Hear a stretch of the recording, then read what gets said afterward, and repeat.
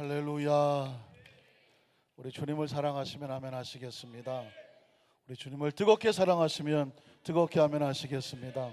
한번 따라 하실까요? 충실하게 하소서, 은혜롭게 하소서.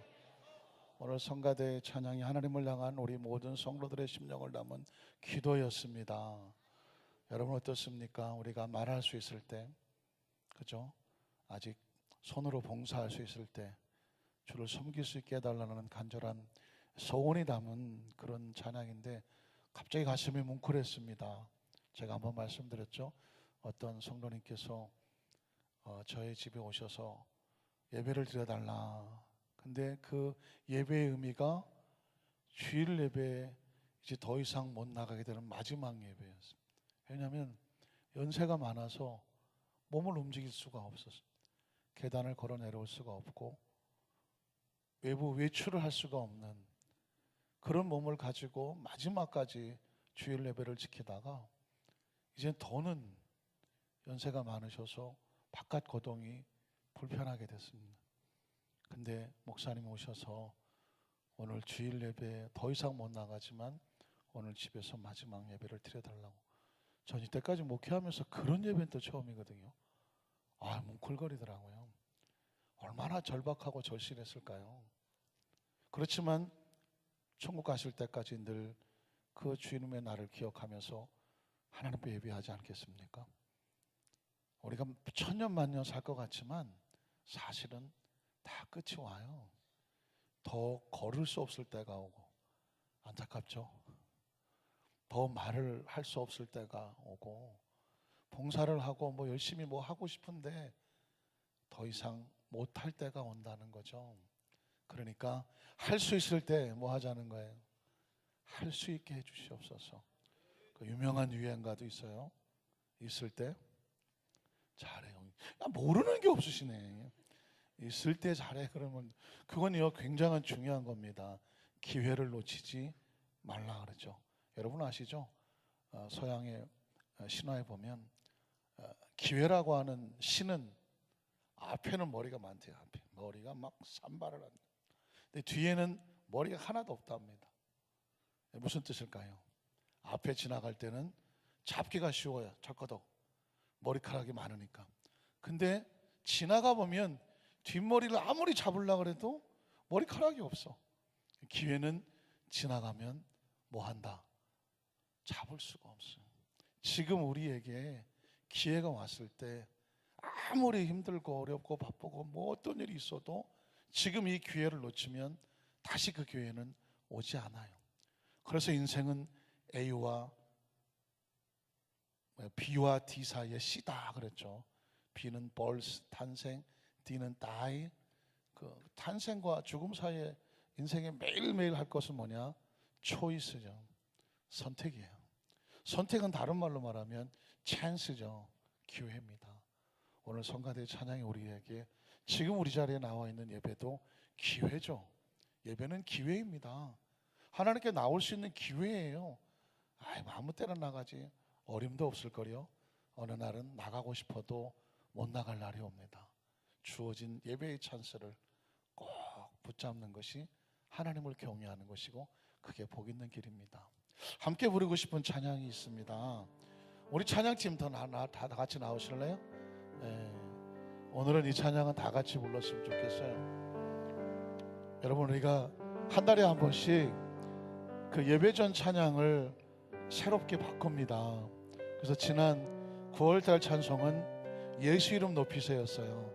10월달에 또 바뀔 거라고 생각하시죠? 근데 이 찬양에는 이 후렴도 중요하지만 후렴이 나오기까지 앞에 또 다른 가사들이 있습니다. 그래서 10월달에는 예배 전에 이 찬양의 후렴 전에 있었던 찬양까지 해서 전곡을 하나님께 드리고 예배에 들어가게 될 겁니다. 오늘 철예배 나오신 여러분들은 그 전곡을 같이 부를 수 있는 기회가 되는데요. 방송실은 가사를 먼저 띄워주세요. 이 가사는 어떻게 시작하냐면 수많은 무리들이 줄을 지어 그분을 보기 위해서 따르네. 평범한 목소리신 그분 앞에 모든 무릎이 꿇어 경배하네. 모든 문제들 하나하나 죽음까지도 힘을 잃고 생명의 근원 되신 예수 이름 앞에 모든 권세들이 굴복하네. 그래서 예수 이름 높이세. 능력의 그 이름, 예수 이름 높이세. 구원의 그 이름, 예수 이름을 부르는 자, 예수 이름을 믿는 자, 예수 앞에 나오는 자 복이 있다고 말하는 것입니다. 우리 한번 다 같이 일어나시겠습니까? 예수님 앞에 예수님 이름이면 충분합니다. 이 찬양을 부를 때 이건 치유의 찬양이에요. 이 찬양 가운데 치유 역사가 나타나고 회복의 역사가 나타나고 새롭게 하신 역사가 나타날 것을 믿습니다. 같이 찬양할까요?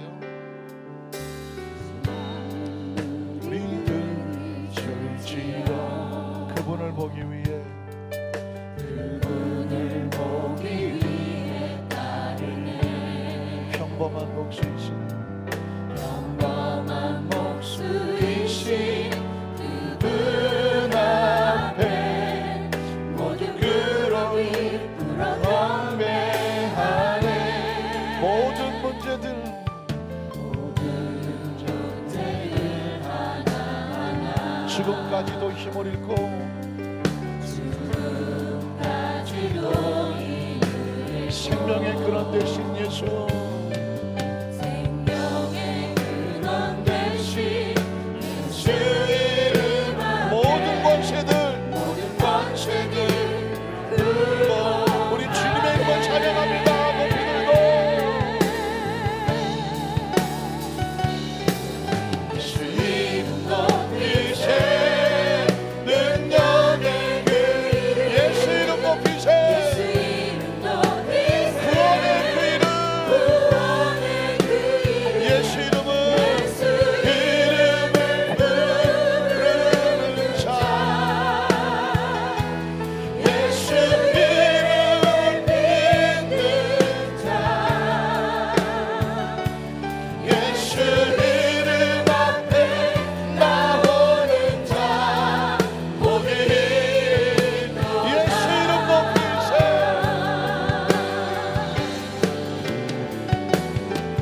예수 이름 높이세.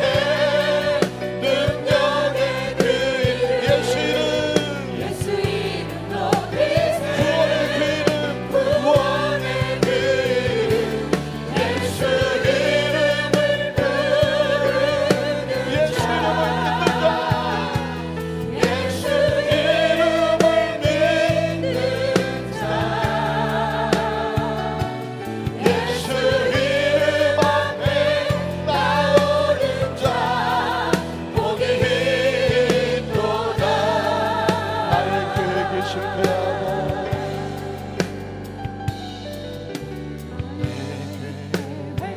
실패하고 나의 소망이 끊어질 때 나의 소망이 끊어질 때 삶의 주관자 되신 삶의 주관자 되신 그분 앞에 나의 무릎을 경배하네. 나의 삶을 그분께 맡길 때 그분께 맡길 때 비로소 나의 마음이 평안해. 비로소 나의 마음 평안해. 구원의 반석 되신 예수 이름, 구원의 반석 되신 예수의 이름을 소리 높여 소리 높여 찬송하네. 우리 주여 소리 들어옵니다. 예수 이름, 예수 이름 높이세. 예수 이름 높이세. 능력의 그 주님의 이름은 이름 능력했습니다. 예수 이름 높이세. 구원의 그 이름, 구원의 그 이름 예수 이름, 예수 이름 구원의 그 이름, 예수 이름, 예수 이름 예수 이름 예수 이름,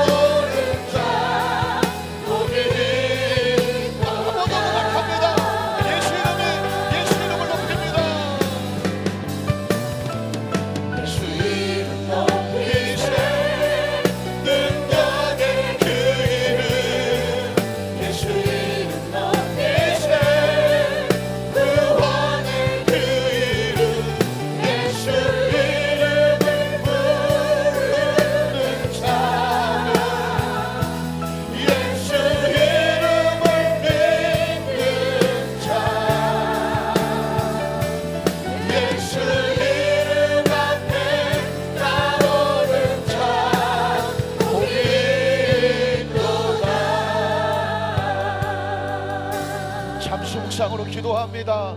우린 예수님 앞에 나와 있습니다. 예수 이름으로 나와 있습니다. 예수 이름이 구원입니다. 예수 이름이 생명입니다. 이 시간 주의 이름은 세 번으로 통성으로 기도할 때에 예수 이름의 권세와 능력 우리 가운데 임하게 하셔서 말씀 가운데 치유 역사가 나타나고 성령 역사가 나타나고 우리의 마음의 세상적인 인간적인 마음이 다 씻겨 내려가고 오로지 성실하고 충실하며 은혜의 마음이 충만하게 하여 주시옵소서. 주의 이름은 세 번 부르고 통성으로 기도합니다. 주여 주여 주여. 하나님 아버지 감사합니다. 하나님 아버지 감사합니다. 주의 이름을 높입니다. 주님의 이름을 높입니다. 찬양합니다. 누구든지 주의 이름을 부르는 자는 구원 얻을 것이다. 예수 이름이 생명입니다. 예수 이름이 치료입니다. 주여 이 시간에 치료 역사가 지금 이 시간에 치료 역사가 임하게 하시고 강력한 생명의 역사가 나타나게 하시고 예수 이름을 높입니다. 예수 이름을 높입니다. 주여 이 시간에 어떤 마음과 생각을 가지고 나왔다고 할지라도 하나님 이 기회를 놓치지 아니하며 이 마음을 놓치지 아니하며 이 심령을 놓치지 아니하며 하나님의 마음 하나님의 심령으로 이 시간에 성령으로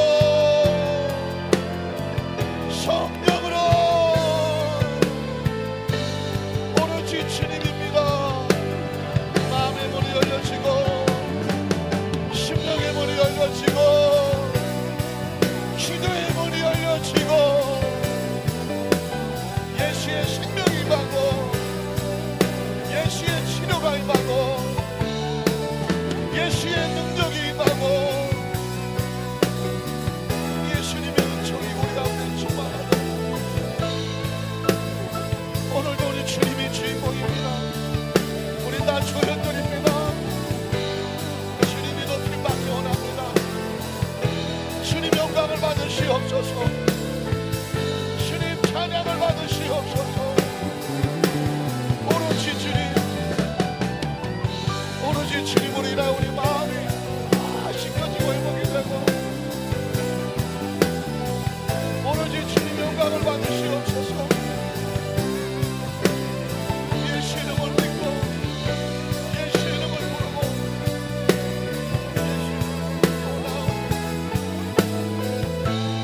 예배가 예수 이름을 높입니다. 예배가 예수 이름을 찬양합니다. 예배가 주님 앞에 나와 있습니다.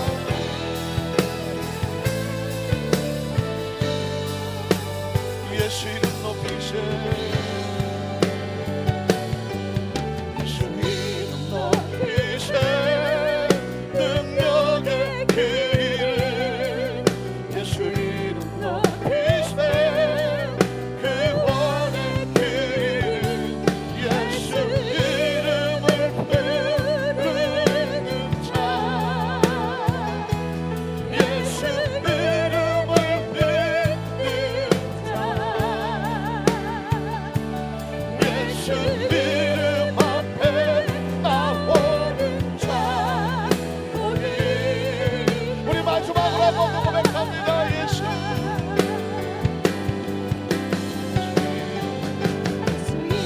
높이세.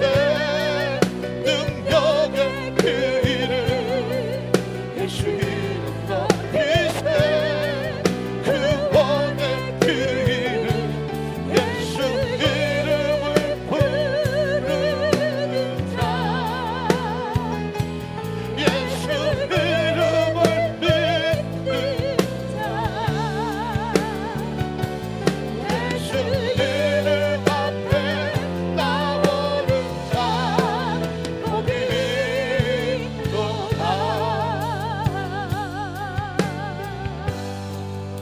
전능하신 하나님, 우리의 평생의 소원은 주님의 이름을 부르는 것입니다. 주님의 이름을 높이는 것입니다. 주님의 이름 앞에 나오는 것입니다. 그 주님의 이름으로 기도하는 것입니다. 그 주님의 이름을 전하는 것입니다. 그 주님의 이름으로 귀신을 쫓아내고, 그 주님의 이름으로 질병을 치료하고, 그 주님의 이름으로 우리는 천국까지, 그 천국 가는 길을 지켜내고 주님의 이름으로 맡겨진 사명을 감당하며 예수 이름 외에 그 어떤 것도 우리 마음의 주인이 될 수가 없사오니, 예수의 이름 앞에 오직 하나님의 영광을 위하여, 예수의 이름으로 생명의 면류관을 위해서 나머지 것들은 그 어떤 가치를 비교할 수도 없사오니, 오늘 내게 주어진 최대의 찬스, 이 아름다운 금요철의 예배를 어떤 방해물이 있었고 어떤 감정의 상처와 아픔이 있었다고 할지라도 예배에 목숨을 거는 자들이 이 자리에 나와 싸우니, 하나님 주의 이름을 부르고 주의 이름을 믿고 주의 이름 앞에 나와 있는 자들에게, 이 성도 우리 성도들에게 하나님 약속하신 하늘의 복을 내려주시고 땅에 신령한 것으로 채워 주시옵소서. 우리는 하나님의 복이 아니면 살아갈 수 없음을 고백합니다. 하나님, 자기 백성을 구별하신 하나님, 자기 백성을 살피시는 하나님, 그 어떤 가운데도 주님만 바라보는 주의 백성들 건지시고 지키시고, 그 어떤 것도 넉넉히 이겨나갈 수 있는 당당하고 담대한 하나님 믿음으로, 절대 믿음으로, 절대 감사로, 절대 긍정으로, 절대 은혜로 지켜나갈 수 있도록 주님 도와 주시옵소서. 예수님 이름으로 간절히 축복하고 기도드리옵나이다. 아멘. 오직 예수님만이 주인입니다. 여러분 고백하시기를 바랍니다. 할렐루야. 한번 따라 하십시다. 이미 응답 받았습니다. 치료 받았습니다. 기적은 일어났습니다. 할렐루야. 어떤 상황 속에서도 우리 하나님이 주시는 찬스를, 기회를, 초이스를 절대로 잊지 않고 그 하나님 편에 서서 하나님의 영광을 위해서, 생명의 면류관을 위해서 삶의 가치를 두신 우리 성도님 되시기를 주님의 이름으로 축원합니다. 우리 한 번 더 따라 하실까요? 오직 하나님의 영광을 위하여, 오직 생명의 면류관을 위하여. 추석에 다 고향 가시는 분도 많이 계시겠지만 우리 영원한 고향은 하늘에 있지 않습니까? 하늘나라 가는 티켓은 뭐냐면 오직 하나님의 영광을 위하여, 그리고 그것이 받을 상급은 생명의 면류관입니다. 한번 따라 하실까요? 성령께서 베드로를 통하여 하시는 치유사역, 성령께서 베드로를 통해서 하시는 치유사역, 이런 제목으로 말씀 은혜를 나누기를 원합니다. 한국 사람들은 유난히 삼자를 좋아하는 것 같지 않습니까? 오늘 여러분의 성함, 성명 가운데 삼자가 들어가신 분은 대박입니다. 이름에 삼자가 들어가면 대박이라니까요. 왜냐하면 우리나라 사람들은 삼자를 참 좋아하는 것 같아요. 그래서 뭐가 있을까요? 가위바위보를 해도 몇 번 해야 돼요? 3-4번은. 한 번에 져서 절대로 승복하지 않아요. 2번을 지면은 꼭 하는 말이 뭐냐면 3-4번이다 그러죠. 3-4번. 그래서 이 3자를 상당히 좋아하고 4자는 가급적 피하죠. 4자는 왜 피할까요? 죽을 4자라 그래서 4자는 피하죠. 그래서 미국 사람들도 엘리베이터 같은 데 타보면 1, 2, 3 해놓고 4자 대신에 F, 우리나라 엘리베이터도 4자 잘 안 적어요. F에서 4 영어로 적어놓은 것을 보게 되죠. 사실은 3자는 성경에도 완전 숫자로 나옵니다. 성부와 성자와 성령, 성경도 이스라엘 어떤 그 관습에 따라 보면은 3자를 굉장히 좋아하죠. 그래서 삼위일체입니다. 4자는 왜 싫어하느냐? 4자는 인간의 숫자예요. 그래서 4자는, 3자는 완전한 하나님의 숫자고 4자는 인간의 숫자고, 이걸 더하면 7자가 되잖아요. 그래서 미국 사람들은 럭키 세븐이라고 하죠. 하나님과 인간이 함께하는 럭키 세븐. 3 곱하기 4도 12이죠. 그래서 성경에 유난히 10이라는 12이라고 하는 단어에 대해서 많이 나오죠. 12지파, 12제자, 12장로, 어쨌든 12 진주문 이런 것처럼 12도 완전 숫자죠. 3 곱하기 4. 그래서 10이라는 숫자를 굉장히 좋아합니다. 대신에 외국 사람들은 13을 싫어하죠. 그러니까 완전한 숫자에서 벗어나는 것을 싫어해요. 그래서 아주 옛날에 공포 영화 나왔는데 13일에 금요일, 그래서 13일에 금요일 하면은요 거의 뭐 여름에 공포 영화 나왔던 기억이 납니다. 그래서 성경에서 가만히 보면 이 3자라는 거에 대해서 굉장히 의미를 두는데 이스라엘 백성들도 절기가 3대 절기가 있어요. 유월절, 오순절, 장막절. 그래서 여러 가지 절기 가운데도 세 가지 절기를 가지고 3이라고 하는 숫자도 상당히 의미가 있는데 제가 왜 아까 성함에 3자가 있으면 대박이다 그랬는 저희 아버님 성함에 3자가 있기 때문이죠. 저는 어려서 그래서 아버님 성함에 3자가 있어갖고 학교에서 가정환경조사서 뭐 이런 거 써오라 하면 아버지 이름 쓰기가 상당히 힘들었어요. 왜냐면 3자 복자거든. 아버님 쪽이 전부 복자가 이름이 학렬이에요. 대자 복자, 뭐 순자 복자, 뭐 상자 복자. 그래서 주로 이 복자로 끝나시는데 저희 아버님은 3자 복자예요. 그러니 그걸 어렸을 때 치려니까 왜 이렇게 놀리는 이름 가운데 3자가 많이 들었는지. 근데 제가 우리 순복음에 오중보험과 3박자가 있네 또. 그래서 세 가지 복이 얼마나 중요한가. 그래서 여러분 혹시 성함 가운데 3자가 들어가도 완전 숫자니까 대박인 줄 아시고 이름에 긍지를 가지세요. 제가 왜 3자 얘기를 하냐면 성경 예수님의 사역을 4대 사역, 5대 사역, 7대 사역도 아니고 3대 사역이라고 합니다. 예수님께서 이 땅에 오셔서 큰 사역을 하셨는데 세 가지를 하셨어요. 그래서 예수님의 3대 사역이라고 말합니다. 한번 따라 하실까요? 예수님의 3대 사역. 하나님이 육신을 입고 이 땅에 오셔서 과연 무엇을 하셨을까 하는 거죠. 그런데 큰 사역이 세 가지예요. 마태복음 4장에 보면 23절에 나오고 있습니다. 마태복음 4장 23절에 보면 예수께서 온 갈릴리에 두루 다니시면서 뭘 하셨을까? 첫 번째 뭘 했죠? 그들의 회당에서 가르치셨다. 한번 따라 하실까요? 가르치시는 예수님. 무엇을 가르쳤을까요? 뭘 가르쳤을까요? 하나님의 말씀이면 그 당시 하나님 말씀은 구약 성경이죠. 신약이 없었죠. 왜냐하면 예수님 오시고 난 다음에 쓰여진 것이 신약이니까 예수님 당시에 하나님의 말씀은 오로지 구약입니다. 구약을 구약이라고 말하지 않고 그때 당시는 구약이라는 말이 없었죠. 왜냐하면 구약은 이루어진 약속인데 예수를 믿어야 이루어진 약속이 되죠. 그래서 예수님이 가르쳤던 구약 성경은 크게 모세오경 5개, 율법, 그 다음에 역사서, 뭐 역대상, 뭐 역대하, 뭐 사무엘상, 사무엘하 다 역사서거든요. 그러니까 모세오경 율법서가 있고 역사서가 있고, 그 다음에 여러분 아시겠지만 뭐 다니엘서, 이사야서, 뭐 하박국, 말라기 다 선지서, 그 다음에 다윗의 시편. 그러니까 구약 성경은 율법이 있고 역사서가 있고 시편이 있고 선지서가 있고, 뭐 조금 더 들어가면 욥기 이런 것들은 지혜서라고 말하기도 합니다. 그러니까 이런 구약 성경을 예수님께서 가르쳤는데 주제가 뭘까요? 예수님은 구약 성경을 가지고 백성들이 뭘 가르쳤을까? 구약은 누구를 예언한 거죠? 메시아가 오신다. 구약 성경은 창세기부터 말라기까지 메시아가 오신답니다. 그런데 그것을 가르칠 수 있는 분은 누구밖에 없냐면 직접 오신 메시아밖에 없죠. 예수님께서 구약 성경을 가르치면서 성경에 기록된 예언의 메시아가 누구다? 나다. 예수님께서 스스로 그 메시아이심을 선포하셨습니다. 그래서 말씀을 가르치는 사역이 첫 번째 사역이라고 말하고, 두 번째는 뭐 했을까요? 그 다음에 보면 천국 복음을 뭐 했죠? 전파하셨습니다.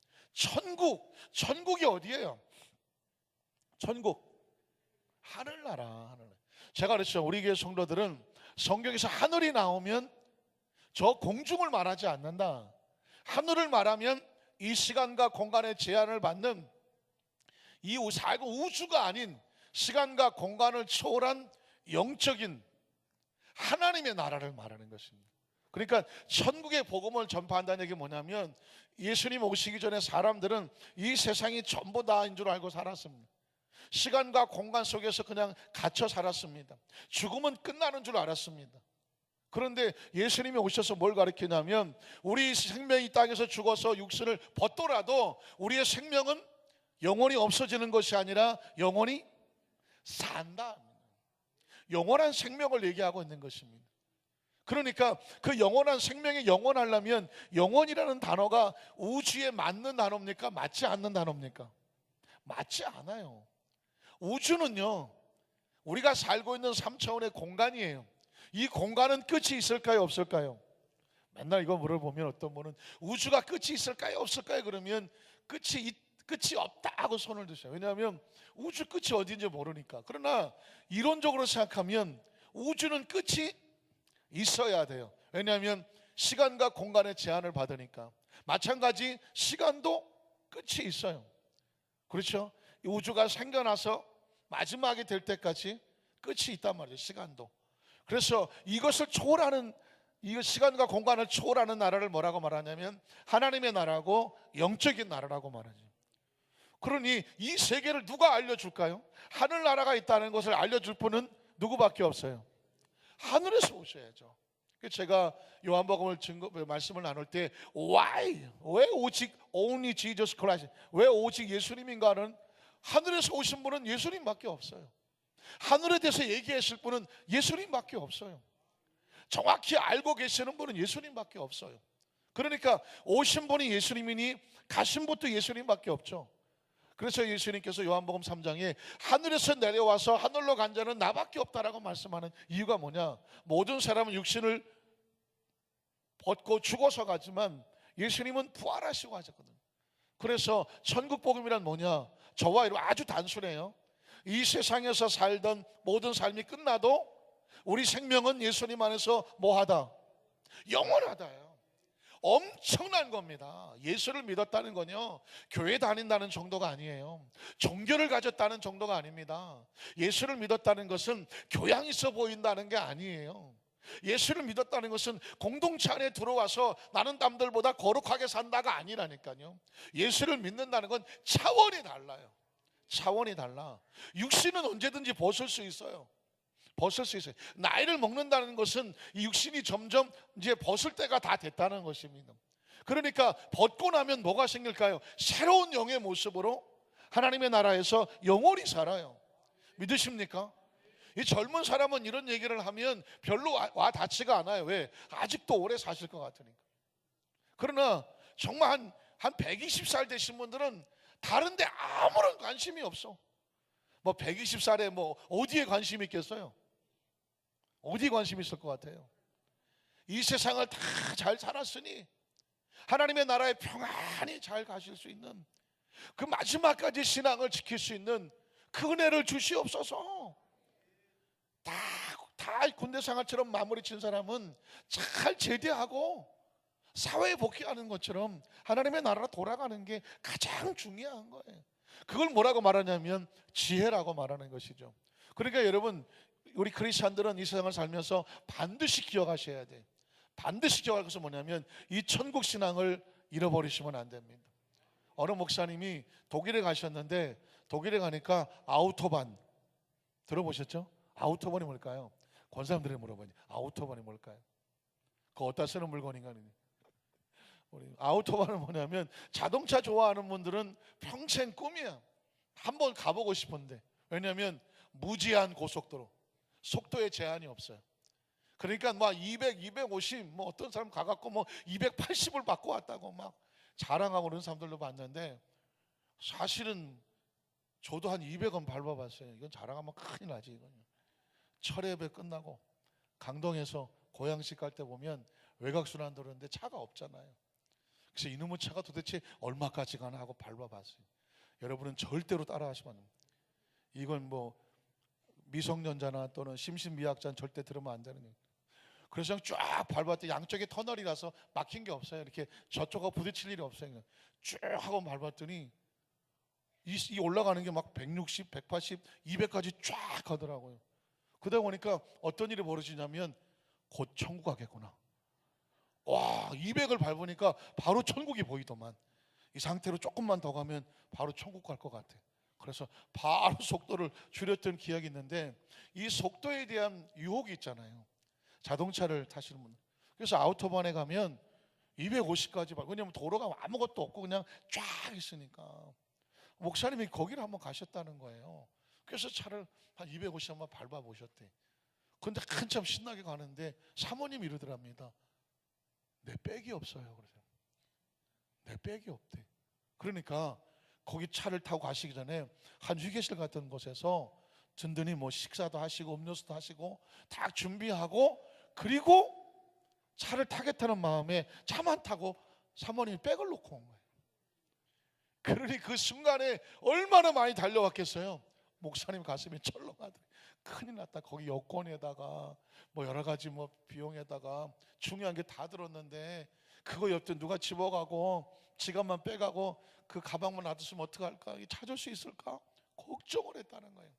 그래서 차를 돌려와서 그냥 지금 늦게 헐렁벌떡하면서 그 식당에 갔더니 그 주인이요, 그 백을 보관하고 있더랍니다.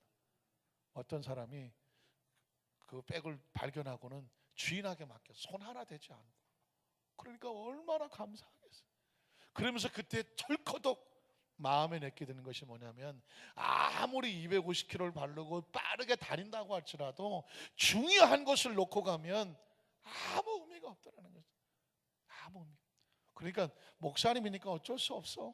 모든 상황을 겪으면서 그냥 영적으로 그런 깨달음을 얻는 거예요. 그러면서 그분이 써놓은 글에 보니까 우리가 이 땅에서 아무리 남보다 빠르고 쫙 달린다고 할지라도 천국을 놓고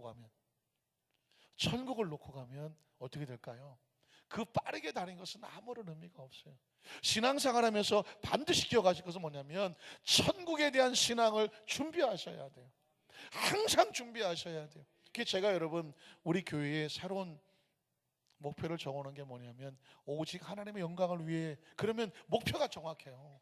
이 땅에 살면서 무엇을 하든지 목적이 있어야 되지 않습니까? 난 하나님의 영광을 위해서 한다. 그러면 그게 우리를 어디로 인도하시는지 아십니까? 생명의 멸류관으로 인도를 해요. 이 땅에 신앙생활 하다 보면 별의별 일이 얼마나 많아요. 사명 감당하다가도 그만두고 싶고, 예배 나오는 것도 절대 쉽지 않아요.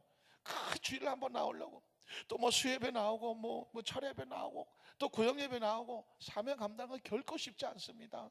그걸 얼마나 가로막겠습니까? 어떻게든지 마음 상하게 하고요, 어떻게든지 무슨 일 생기게 해서 예배를 못 나오게 해요. 그럴 때에 과연 내가 예배를 나올 것인가 말 것인가, 그 아무리 중요한 일이 있다고 할지라도 그게 무엇이 되느냐, 하나님의 영광을 되느냐, 그걸 따져야 돼. 무엇이 하나님의 영광을 이룰 것인가, 그게 가치가 되고 목적이 되고, 이것을 가치로 목적으로 계산하시고 결정하시면 절대로 뭐가 없다? 후회가 없어요. 후회가 없어요. 그러나 하나님의 영광을 위한 것보다 더 중요한 것은 없어요. 하나님의 영광을 위한 것을 제껴놓고 다른 것에 그것을 가지고 핑계를 대고 하면 가슴 아프고요, 나중에 후회되는 것밖에 없어요. 그래서 예수님이 오셔서 가르치시고 복음을 전파하시는 거예요. 그러니까 이 천국은 누구만 아냐면 예수를 믿고 말씀을 아는 자만이 천국 신앙을 가져요. 좌우에서 한번 축복해 주세요. 천국 신앙으로 무장하십시다. 잊지 마십시다. 제가 늘 여러분에게 그런 얘기합니다. 지금 100년 후에 여기 있을 사람은 하나도 없다는 거예요. 확실합니까? 기억하셔야 돼요. 우린 착각하면 안 됩니다. 인생은요, 천년 만년 살 것처럼 산대요. 그러나 제가요 엄청난 깨달았어요. 전 100년 전에도 없었고 100년 후에도 없어요.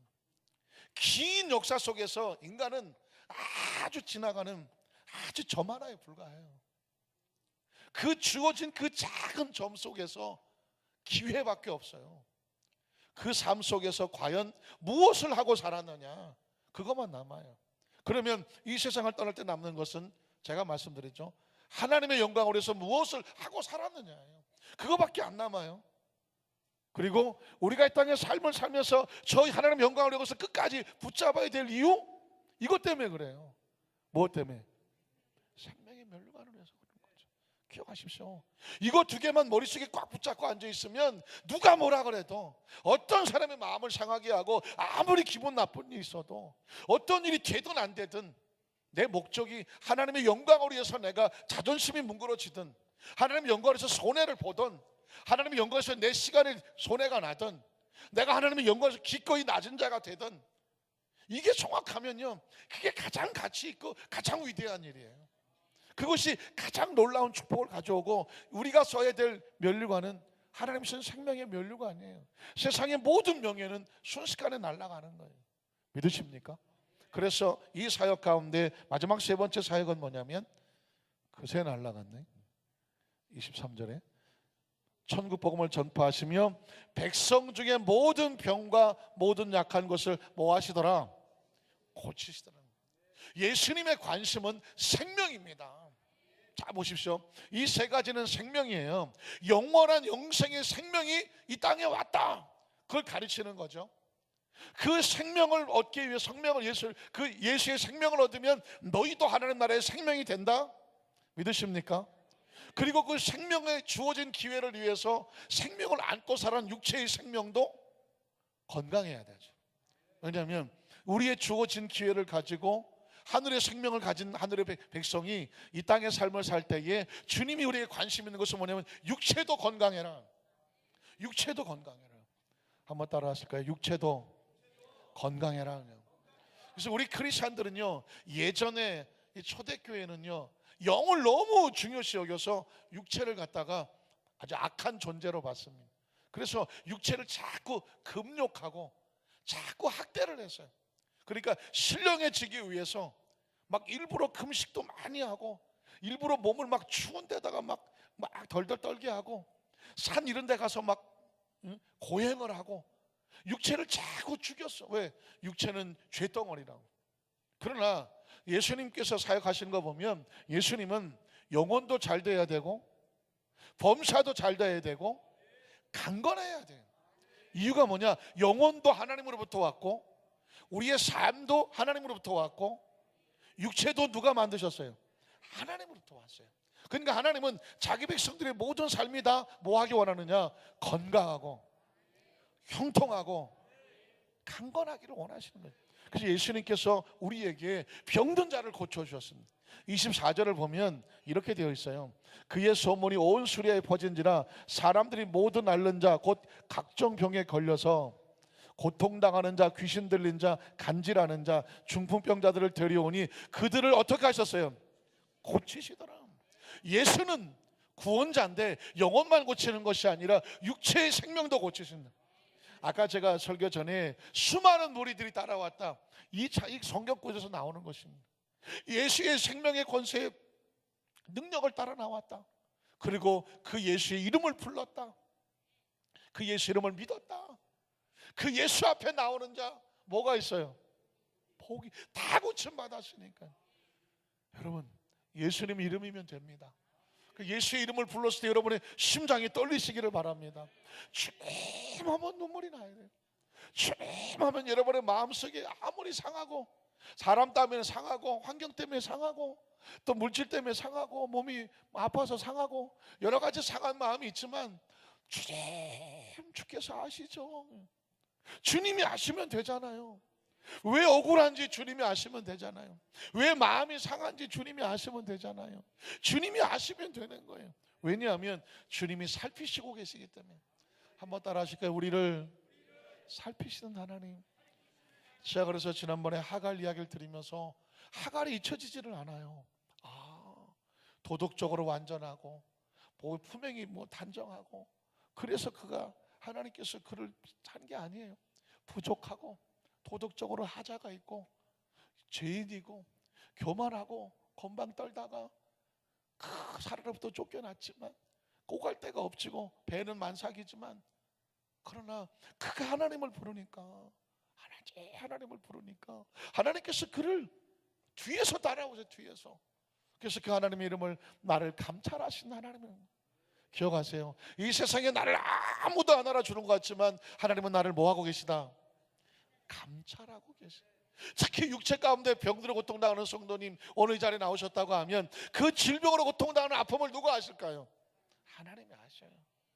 오늘 이 시간에 그 말씀이 부딪혀지면 말씀으로 치료되기를 주의 이름으로 축원합니다. 가슴이 아프잖아요. 가슴이 아픈 것도요, 하나님이 아신다니까요. 여러분 아시잖아요. 부모의 심정은 자식이 아픈 거 정말 못 견뎌요. 혹시 우리 남성 동지들 다 공통적으로 가지고 있는 거 아닙니까? 내가 아픈 건 참아요. 그런데 부인이 아픈 거 참아요, 못 참아요? 아, 참아요? 참나? 그래서 대한민국 남자는 못 참는데, 와이프 부인이 아픈 건 못 참잖아요. 자식이 아픈 거 참아요, 못 참아요? 아이, 고놈의 자식 쌤통이다. 그거 아니잖아요. 내가 아픈 건 참아요. 그러나 부인이 아픈 건 못 참아요. 아멘을 안 해갖고 힘드네요. 전 그래서 거기서 하나님의 마음을 보는 거예요. 하나님은 자기 자녀가 고통당하는 눈물을 본다 못 본다? 못 본다니까요. 우리 청년 자매 중에 결혼한 지 얼마 안 되는데 임신했다고, 태 속에 애가 있다고, 그 애 임신했다는 사실을 안 지 얼마 안 돼서부터 하나님의 심정을 느꼈다고 하잖아요. 뱃속에 요만한 게 지금 얼마만지 모르겠지만 어쨌든 일단 들었다는 게 확인이 됐어, 초음파에. 그 다음부터는 어떻게 해요? 모든 걸 조심한다 그러잖아요. 기억하세요. 오늘 이 자리에 저는 이렇게 기도하고 왔거든요. 하나님, 찬양할 때, 말씀 들을 때에, 말씀 붙잡고 기도할 때에, 오늘 본문의 말씀도 치료의 말씀인데 찬양도 치료의 찬양인데 영혼이 치료되고 육체가 치료되고 마음도 치료되는 치료 역사가 예배 가운데 임하게 하여 주시옵소서. 왜냐하면 예수님이 어떻게 고치시더라? 다 고치셨습니다. 여러분 성경에 보면은요, 성령을 받고 나면 여러 가지 사역이 나타나는데 크게 두 가지가 나타나요. 하나는 뭐냐면, 성령을 받고 나면 증거가 뭐냐면 영혼을 구원하고 싶어서 견디지를 못해요. 한번 따라 하실 거예요. 성령 받은 증거는 전도와 선교의 열정에 잡히는 것이다. 전도와 선교의 열정이 이 속에서 불이 나요. 나 성령 받았어요 하면은요, 표적과 증거가 나타나는데 성령 받은 증거가 방언으로 하죠. 방언의 기도는 개인적인 신앙의 발전에서 나올지 모르지만 하나님의 나라를 위해서는 성령 받은 증거는 뭐냐? 영혼을 사랑하고 건져내고 싶어서 견디지를 못해. 이게 전도와 선교의 열정이라는 거죠. 열정. 여러분이 성령 충만한가? 이 성령의 증거가 있는가는 지금 여러분 속에 정말 영혼을 불쌍히 여기는 마음이 있는가? 전도와 선교에 대한 구제 열정이 마음속에 있는가? 이것으로 여러분 생각해 보시면 돼요. 전혀 죽어가는 영혼에 관심이 없다. 나는 복음이 전해지는 선교에 별로 관심이 없다. 가난하고 힘들고 어려운 사람을 봐도 별로 관심이 없다. 이 얘기는 뭐냐면 사람이 나쁜 게 아니에요.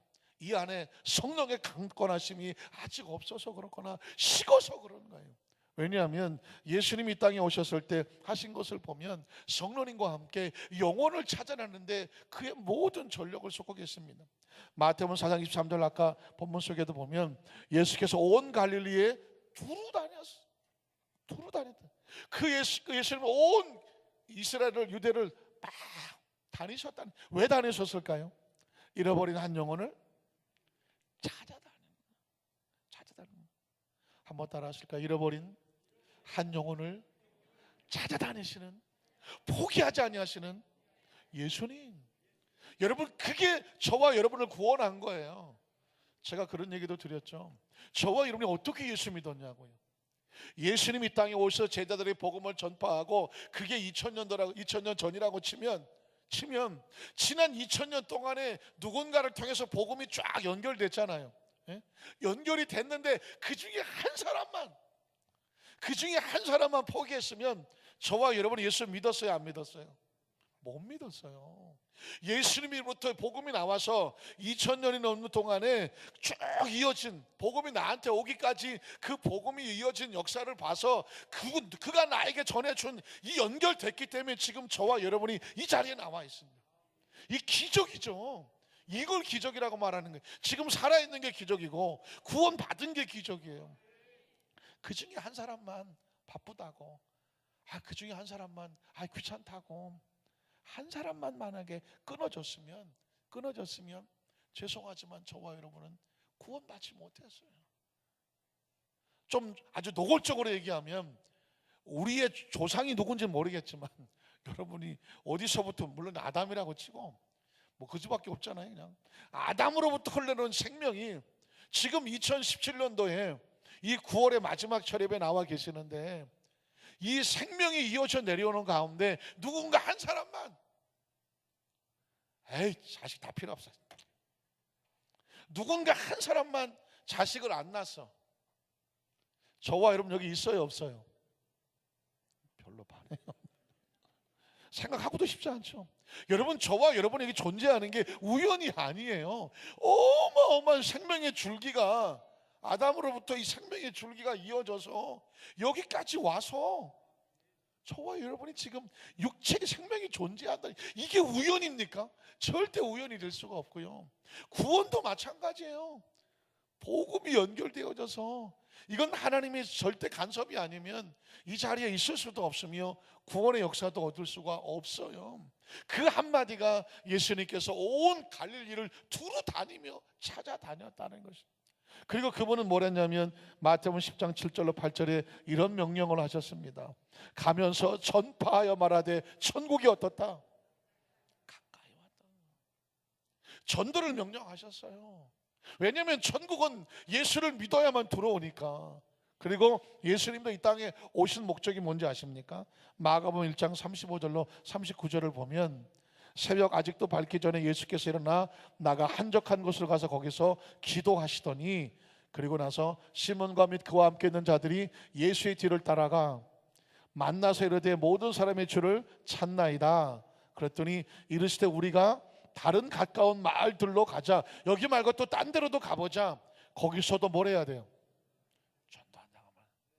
왜냐하면 내가 무엇을 위해서 왔다고요? 영혼을 구원하고 전도하러 왔다고 말이에요. 여러분, 이 말씀이 정말 예수를 믿는 크리스찬들의 가슴에는 출렁거리게 만들어야죠. 예수님이 땅에 오신 목적이 영혼을 구원하러 전도하러 왔구나. 그럼 예수 믿는 사람의 심령에는 뭐가 끓어야 돼요? 우리도 뭐 해야 되겠구나. 목사님 바쁜데 나 진짜 전도 꼭 해야 돼요. 해야 되는지 말아야 되는지 나는 모르겠고, 중요한 건 예수님이 이 땅에 영혼을 구원하러 왔다는 것입니다. 그러니까 그 예수님께서 우리에게 이 성령을 부어주시면서 우리에게 명령하신 뭐냐면 너희가 이 일에 뭐가 되달라는 거예요? 증인이 되달라는 거예요. 여러분, 하나님의 영광을 위해서 그러니까 굉장히 추상적으로 보입니까? 가장 중요한 영광이 뭐냐? 영혼을 건져내는 거예요. 하나님의 나라에 예수님처럼 잃어버린 영혼을 찾아내서 건져내는, 이게 하나님의 영광을 위해서 영혼을 건져내면 하나님께서 우리 영혼을 건져내신 것처럼 우리의 삶도 그분이 건져주시는 것입니다. 믿으십니까? 그러니까 예수님이 무엇에 관심을 두셨는지를 보고 그 다음에 우리도 예수님의 관심 있는 곳에 같이 관심을 가져야 되는 거죠. 여러분, 누가복음 24장 45절로 49절에 보면, 그래서 예수님께서 승천하시기 전에 우리에게 전도하실 수 있도록 능력을 주신다고 말했습니다. 이에 그들의 마음을 열어 성경을 깨닫게 하시고, 또 이르시되 이같이 그리스도가 고난을 받고 제3일에 죽은 자 가운데 살아날 것과 또 그의 이름으로 죄사함을 받게 하는 회개가 예루살렘에 시작되어 모든 족속에 전파될 것이 기록됐다. 구약성경에 기록된 것이죠. 자, 기록되었으니 그 다음에 뭐예요? 너희는 이 모든 일에 뭐예요? 증인. 무슨 증인이에요? 예수 그리스도로 말미암아 구약의 약속이 완성됐습니다. 예수님이 메시아입니다. 그들이 보고 듣고 만졌습니다. 예수님에 대한 증인이에요. 예수가 그리스도라고 전하는 걸 뭐라고 말해요? 전도라고 말하는 거죠. 그러니까 전도는 다른 말로 말하면, 전도하는 사람을 다른 말로 바꾸면 증인이라고 말하는 거예요. 그러니까 저와 여러분은 예수를 믿으면 자동으로 증인이 되는 거죠. 증인이고 전도자가 되는 것이고 선교자가 되는 것이고 사명자가 되는 거죠. 그래서 신앙은요, 어떤 교양도 아니고 어떤 일상생활이 아니고 관습이 아니라 신앙은 사명이에요. 우리가 신앙생활한다고 하니까 그냥 신앙생활이 그냥 교회 다녀가 아닌데, 교회 다녀로 생각하는데 교회 다니는 것이 아니라 그 예수님을 만나서 사명을 함께 지고 하는 사람을 크리스찬이라고 말하는 것입니다. 자, 여러분 사도행전 1장 6절로 8절도 보면 그래서 성령을 주시는 이유가 증인이다. 그들이 모였을 때 예수께 여쭈 이르되 주께서 이스라엘 나라를 회복하심이 이때이니까 하니 이르시되 때와 시기는 아버지께서 자기의 권한을 주셨으니 너희가 알 바가 아니라 너희가 해야 될 일은 뭐냐면 오직 성령이 너희에게 뭐 해야 돼요? 임해야 돼요. 오직 성령이 너희에게 임해야 되고 그러면 너희가 무엇을 받고? 권능을 받게 돼요. 여러분 크리스찬으로서 이 땅의 삶을 살기 위해서 이 세상 영적인 세력과 다 싸워 이기려면 하늘의 능력이 필요해요. 그 능력을 뭐라고 말하냐면 성령의 권능이라고 말하는 거예요. 크리스찬에게는 성령의 권능이 필요한데 권능을 주신 이유가 뭘까요? 예루살렘과 온 유대와 사마리아와 땅끝까지 이뤄서 뭐가 돼야 돼요? 내 증인이 되어야 되는 것입니다. 그러니까 여러분이 직장에서 또는 가정에서 아니면 어떤 일을 하든지 간에 하나님께서 우리에게 맡긴 사명은 뭐냐면 그곳에 속한 곳은 네가 뭐가 되라? 증인이 되라요. 증인이 되세요. 여러분이 살아 숨쉬는 동안에 증인의 목숨을 걸게 되시기를 주님의 이름으로 축원합니다. 그래서 세월이 지나서 이 세상을 떠날 때쯤 되고 천국 갈 때쯤 되면 뭐가 없냐면 후회가 없어요. 후회가 없어요. 후회 없는 삶이 돼야 되죠. 기억하시죠? 주일학교 때 배운 거예요. 지옥에 갔더니 껄껄껄 하는 소리만 있더라. 웃는 소리인 줄 알았더니 가보니까 후회 막 가슴을 치더라. 그때 뭐 할 걸? 이렇게 할 걸. 그때 이렇게 할 걸. 다 이렇게 할 걸. 세월이 지나고 나서 기회를 잡고자 하나 기회의 신은 뒤에 머리가 있다 없다? 머리가 없더라. 아무리 잡으려고 해도 없더라. 그래서 지옥에 가서 앉아서 땅을 치면서 껄껄껄 하더라. 그런 겁니다. 그러니까 뒤늦게 후회하는 사람이 가장 미련한 사람이다. 지금 살아있는 동안에 왜 우리가 교회에 나와서 말씀을 또 듣고 또 듣고 저 말씀은 들은 얘기 같은데 또 듣고 또 들어야 되느냐? 우리가 정신을 차리고 기회가 있을 때 놓치지 말라고 하나님께서 우리에게 말씀을 주시는 것을 믿습니다. 자, 그러면 이렇게 성령으로 충만한 사람이 귀한 전도의 사명을 지고 나가는데 예수님의 또 하나의 사명은 뭐냐면 성령과 함께 병을 고쳤다는 것입니다. 성령 충만은 다른 사람의 영혼을 사모하게 하고 영혼을 건져내게 하잖아요. 그러면서 성령은 우리를 치료해 주는 역사가 나타나요. 한번 따라 하실까요? 성령 충만은 생명 충만이다. 하늘의 생명이 들어오니까 생명이 충만하고 어떤 역사가 나타나냐면 치료 역사가 나타나요. 성령이 임하면 영혼을 구하는 역사와 함께 병이 치료가 돼요. 그래서 성령 받기를 원하면서 치료를 구하셔야 돼. 예수님 한번 모실까요? 여러분 사도행전 2장 1절로 4절에 보면 오순절날 성령 세례 임하는 건 다 아시는 거죠. 다 아시는 거지만 복습을 한번 해보죠. 읽어볼까요? 오순절날이 이미 이름에 그들이 다 같이 한 곳에 모였더니 호련히 하늘로부터 급하고 강한 바람 같은 소리가 있었습니다. 성령이 임재하는 거죠. 그들이 앉은 온 집에 가득하며 마치 불의 혀처럼, 불같은 성령이라고 말하는 불의 혀처럼 갈라지는 것들이 그들에게 보였습니다. 성령의 영자는 실제로 보이는 거죠. 각 사람 위에 하나씩 임하여 있습니다. 성령의 임재라고 말하는 것입니다. 성령이 임했더니 어떤 일이 벌어집니까? 그들이 다 성령의 충만함을 받고 차고 넘치는 충만함을 받고 성령의 말하게 하심을 따라 방언이 터지기 시작했습니다. 그래서 여러분 성령 세례의 증거는 방언이라고 말을 했습니다. 개인의 증거이기 때문에 방언이라고 말해요. 자, 그러면 그것이 외적으로 나타나면 어떤 역사가 나타납니까? 사도행전 2장 29절로 32절을 보면 자, 이제 성령 받은 베드로가 그 많은 사람들 앞에서 전혀 새롭게 된 존재를 말해요. 이렇게 말하죠. 형제들아, 내가 조상 다윗에 대하여 담대히 말할 수 있노니 다윗이 죽어 장사되어 그 묘가 오늘까지 우리 중에 있도다. 다윗은 죽었다는 것입니다. 그런데 그가 선지자야. 선지자는 미래를 얘기하는 사람이죠. 하나님 이미 맹세하사 그 자손 중에 한 사람을 그 위에 메시아가 태어나라 하심을 알았다는 것이죠. 다윗은 메시아가 태어날 것을 알았습니다. 그래서 그 다음 절에 보면 미리 봐서 선지자니까 그리스도의 부활을 말하되 그가 음부의 버림이 되지 않고 그의 육신이 썩음을 당하지 아니하시리라 하더니 32절 이 예수를 누가 살렸어요? 하나님이 살렸다. 그리고 우리가 다 이 일의 뭐다? 증인이다. 베드로가 성령 받기 전에는 예수를 모른다고 도망쳤던 사람이에요. 그런데 성령을 받고 나니까 성령이 우리에게 뭘 시키냐면 그리스도가 예수인 것을 증언하게 하십니다. 여러분 예수님을 구주로 믿으시면 아멘 하시기 바랍니다. 그러면 여러분이 성령 받은 증거로 예수가 그리스도다, 이게 매일 삶 속에서 어떻게 해야 돼? 나와야 돼요. 우리 안산교회 성도들이 지금 매주 수요일마다 또 교고에서 예배 후에 지금 계속 전도의 대회를 하고 있고 전도 행진을 하고 있습니다. 왜냐하면 예수님의 절박한 명령이 전도고, 그리고 성령 받은 증거가 전도예요. 보십시오. 베드로가 성령 받고 제일 먼저 뭐 한지 아십니까? 복음을 전했어요. 그게 증인의 사명입니다. 자, 그리고 33절에 보면 뭐라고 나오죠? 33절. 하나님의 오른손으로 예수를 높이심에 그 약속하신 성령을 아버지께 받아서 너희가 보고 듣는 이것을 뭐 했다? 부어주셨다. 성령의 역사에 대해서 이것은 그냥 신비로운 사건이 아니라 예수님 통한 약속이 이루어진 거다. 그리고 좀 더 나가면은요, 초대교회 성도들은 모여서 이런 기도를 했어요. 사도행전 3장 4절로 8절을 보면 베드로가 이거는 이제 베드로가 고치는 사건이죠. 베드로가 요한과 더불어 주목하려되 우리를 보라 하니 그가 그들에게 무엇을 얻을까요? 바라보거늘 베드로가 이르되, 자, 이 베드로는 얼마 전에 예수를 모른다고 부인했던 베드로죠. 그런데 성령 받고 나서 이렇게 바뀐 거예요. 은과 금은 내게 없거니와 내게 있는 것이 있어. 이게 뭘까요? 이것을 내게 주노니 뭐가 있어요? 나사렛 예수 그리스도의 이름. 이걸 뭐라고 말해요? 생명이에요. 예수의 이름은 생명이에요. 생명이 내 안에 있기 때문에 그 병든 자에게 생명을 선포할 수 있어요.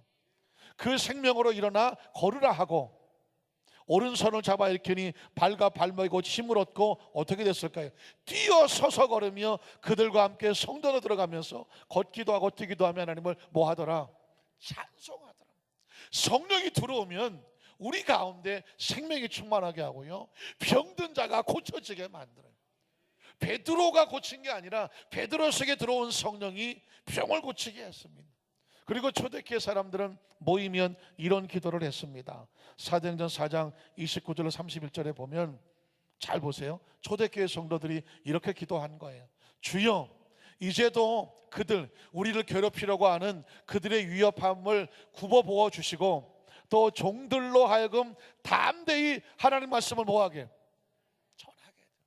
성령 충만 받으면 담대히 말씀이 전해지게 하고, 그 다음에 그 다음 절을 보면 손을 내밀어 뭘 하게 돼요? 병을 낫게 돼요. 그러니까 성령의 사역은 복음을 전하고 뭐 한다? 병을 고친다. 한번 따라 하실까요? 복음을 전하고 병을 고친다. 이게 누구 사역이에요? 성령의 사역이고, 성령 받은 성도들의 사역이고, 주의 종들의 사역이고, 교회의 사역이에요. 초대교회는 그래서 성령을 주시고 담대히 복음을 전하게 하시며 손을 내밀어 거룩한 종 예수의 이름으로 어떻게 병이 낫게 해주고 표적과 기사가 어떻게 나타나게 하여 주시옵소서.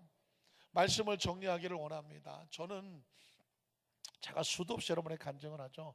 미국의 베데스다 순복음교회를 있을 때에 50세 먹은 한 성도, 여자 성도가 유방암 말기로 병원에서 한 달밖에 살지 못한 사형성을 받았다는 이야기. 저는 그 간증을요, 수도 없이 해야 제가 살아요. 제가 살아. 이유가 뭔지 아십니까? 예수가 생명이라는 사실을 가장 정확하게 체험을 했기 때문에 예수가 생명이다, 생명이다, 생명이다가 제 속에서 계속 쏟아져 나와야 돼.